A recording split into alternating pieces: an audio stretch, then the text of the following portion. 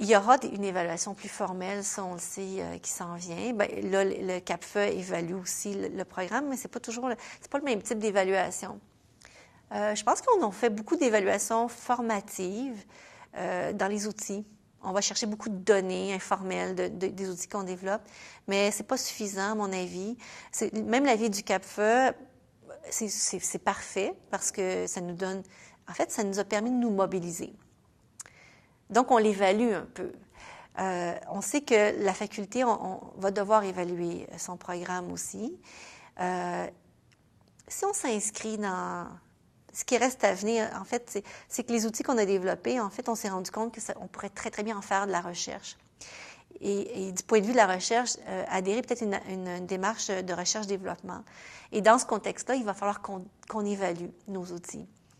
Je pense que ça peut être vraiment intéressant de lier la recherche au développement des programmes et d'aller chercher parce que ce qu'on veut, puisque c'est le CAPFE aussi qui nous pose toujours la question, de quelle façon êtes-vous certain?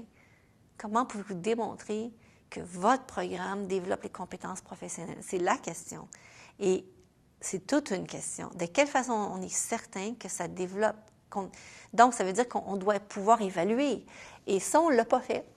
Donc, idéalement, j'espère pouvoir le faire d'ici un an ou deux, de soumettre les étudiants à une évaluation formelle où on aurait environ 1000 répondants et qui nous donneraient différents rétroactions là, avec lesquelles on aurait des statistiques sur toutes les orientations qu'on a données. Par exemple, est-ce que vous trouvez que le programme permet le rehaussement culturel? Est-ce que vous trouvez que le programme facilite l'articulation théorie-pratique ou l'arrimage? Je pense qu'il faut aller vérifier ça. On ne peut pas se fier seulement à ce qu'on voit ou à des petits